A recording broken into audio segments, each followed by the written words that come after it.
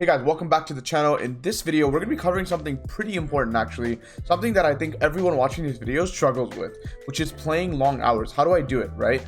Let's say I come home and I have 10 hours to play and I just can't seem to play all 10 hours and make good use of those 10 hours. This is a common problem. I know for a fact that pretty much everyone struggles with this, and I really want to make sure that you guys don't struggle with this. So let's really create a discussion around this, because I feel like this is something that people need to fix first and foremost before anything else. Because actually, I'm sure people understand that if they don't play long hours, they will not get anything done in the world of Fortnite when someone else is playing longer hours than them. They just have more volume of work, they have better reps practiced, and it's just better for them, right?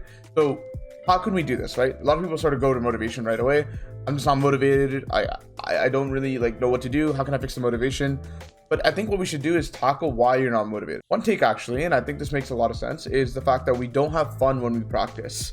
And that's what's sort of really making us quit. A lot of Fortnite coaches actually, and people, other players and everything else, and you hear this all the time, they sort of recommend Arena to you. Myself included. I have done this in the past. I've recommended Arena, and for some people it is a good practice because they enjoy it. However, I do know for a fact that the majority of people do not enjoy Arena. So now I've gotten to the point in my coaching where if someone doesn't like Arena and they make it clear to me, I don't force them to play Arena. I really make sure they can somewhat tolerate Arena, because I really hope that, if they are going to start Arena and get into a routine of trying to play Arena every single day, they can maintain it for the next few months at the very least. If I just talk to the student and I feel like they're not going to be able to play Arena for a long time because of the way that they're sort of talking to me, maybe they're not so enthusiastic about Arena, maybe they just don't care for it, maybe it's too much walking around for 10 minutes, not finding a person to kill, right? Something about it, they just don't like it, right? That's the most important thing. Now we sort of have to rework this thing so that we're doing something we enjoy. This is very important. Now, actually, here's a clip from the Joe Rogan podcast with this professional trainer who explains this concept fully, and we're going to come back and talk about it some more. So watch the clip. I'll see you soon. This is pure genius. This guy is pure genius. Basically, he went and he coined the term flow. So when you're in a state of flow, we've all been in a state of flow. The number one way to know that you're in a state of flow is time flies by. I'm sure sometimes you've done podcasting and you're like, whoa, is it 3 hours already? Yeah. It was a great podcast. The one where you have the worst guest or you're having the worst workout, it feels like every minute is an hour. That's a bad, you're not in a state of flow. A state of flow is you're having the right amount of difficulty, but it's not so difficult that you go into stress, and it's not so easy that you're bored. It's the right amount of challenge. So let's say as simple as playing like Tetris. If I put you on a level that's too high, you're gonna play for 5 minutes, you're gonna be like, I'm done. If I put you on a level too easy, you're gonna be like, this is boring. If I put you at the right amount of level, see, that's the flow channel. So if the challenge is too high, you'll meet anxiety. If it's too low, you're boredom. When I go in the practice room, I'm trying to create flow. I'm having fun. Training should be addictive. Imagine training was addictive. Everybody would train, everybody would be fit. But people always go into anxiety. They go and they slam their body. Then I have to convince you to do it again 3 days later, 2 days later. And you're like, dude, the mental energy is going to take me to get there. It shouldn't be. Training should be a pulling force. It should be pulling you. You want to go training. If you don't want to go training, it's not fun. If it's not fun, you're not going to do a lot of it. And if you're not going to do a lot of it, you're never going to reach mastery. I want you to notice what he says at the end. If you're not having fun, you won't do it for long. And if you're not doing it for long, you're not going to ever reach mastery. And that's where a lot of people, especially the people that watch my channel, are really concerned about. They really want to reach mastery. And in order for you to reach mastery, it's super important that you try to have fun doing what you're doing, or else you need to change it. Now, obviously, we don't want to step outside of Fortnite, right? Because we sort of want to do something that we're having fun, but we're also doing something related to Fortnite. Now, everyone in the comments is just going to go straight to creative. I know. Creative is way more fun than, playing the real game. Absolutely. This doesn't mean you're doing 12 hours of something that you love. This means you're going to do a short amount of stuff that's just you have to do. This includes Kovacs. This includes routines. This includes Raiders maps. This includes potential scrims and water view. You have to do some short amount, maybe 2, 3, 4 hours of stuff that you just don't like doing. These are stuff that you just have to do.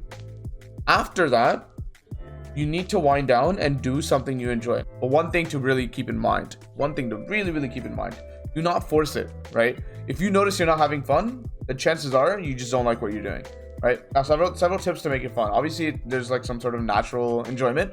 Some people like creative, some people just like realistic, some people just like arena, some people just like water viewing a lot, right? It really depends. But the other thing that I'll really make sure you're doing is making sure you're challenged. Now, it can go the other side of the spectrum as well, right? It can be too difficult, and we talked about this in the clip. You're gonna want to give up at that point, so just make sure it's not too difficult as well, right? This is, you want to find that balance where time's flying by. And then that's the thing about flow state, where time's flying by. I'm sure everyone can relate to that. You've all been playing Fortnite at some point where time has been flying by, right? And this could be sort of anything, right? You have to sort of think back. It really is individual, right? It's not something that we could sort of create a blanket answer for. It's individual to each person. Now, I can sort of say that creative is definitely something that most people are going to go to, but again, be more specific. Like, what part of creative? Is it zone wars? Is it realistics? Is it box fights? Is it PGs? Is it doing some random stuff that like no one else can relate to? I don't know, right? Figure out what's fun for you. There's absolutely no one answer that fits all, right? So whatever your friend chooses may not be the same thing for you. You have to accept that. You need to find what's fun and you need to grind that, because the truth is, if you find what's really fun and it's really, really fun for you, you're going to end up playing 10 hours that day and then do 4 hours of your necessary work, scrims, VOD review, warm-up, practice routines. And then you're going to go tomorrow and play then 10 hours of your fun stuff and do your 4 hours of necessary work. Now, these are arbitrary numbers. It doesn't have to be 10 hours. It doesn't have to be 4 hours. You get the idea. And you're going to continue to do that for 30 days and then still continue onwards, because it's just not something that you get burnt out from. So find out what that is, right? For some people, it's wagers. For some people, it's like really, really easy casual stuff. Like, I don't know, right? I can't answer this for you. You have to answer this for yourself. The most important aspect of this entire video is you need to do some introspective work here and sort of think back to yourself, like really be self-aware and sort of answer this honestly, because if you don't enjoy VOD review but you want to enjoy VOD review, then it's kind of hard to sort of force yourself to do that. But maybe you can, right? Maybe your desire sort of trumps everything and your desire to be a pro is more important than anything else. Sure. But just make sure you're sort of not burning yourself out, and you'll feel it, right? Like, you'll feel it when you feel like you're burning yourself out. It's that anxious state where you feel like you're just going too hard and doing stuff that you just don't enjoy doing, right? Now, if you want to be a pro, absolutely, you should do the stuff that you like doing. But there's some stuff that you just absolutely have to do. This is the part of the video where we have to talk about it. Like, I mentioned it very, very slightly in the middle of the video, but this is something that's important to sort of keep in the mind, because you could just argue that, you know, if fun is important, like we must have fun while practicing, but then what about the necessary steps, right? You can't just skip scrims. You cannot skip VOD review. You cannot skip warm-up routines and practice routines, right? You have to make sure you're doing them regardless of what you feel like. The key thing is doing some sort of percent distribution where maybe 70% of your time is to fun.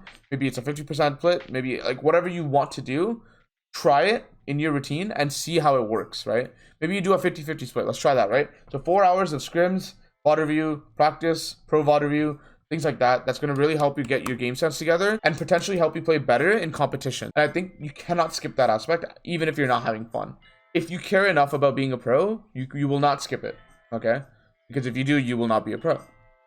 Simple. Okay, so consistency there is important as well. I'm absolutely not taking that part of the video away, because that is very, very important. But then don't do that all day, right? That's the message of this video. You cannot do that all day. If you do that all day, yes, you can maybe do it for a week, maybe 2, and then eventually you're not going to want to do it anymore. There's a reason why wager kids are so good at what they do. It's because they're having fun. There's a reason why it translates over to the game. You know, Day, Mero, and a bunch of other wager kids. And I've seen this, like, there's so many examples, and they actually become like the best fighters the region's ever seen. It's because they have fun doing that practice. Now, if you ask the same wager kids to VOD review, it becomes next to impossible, which is why these wager kids are usually not that smart, but they can succeed still in the competitive scene more than anyone else can, because they're sort of playing to their strengths, and they're making sure their strengths are very, very refined by doing something that's fun for them.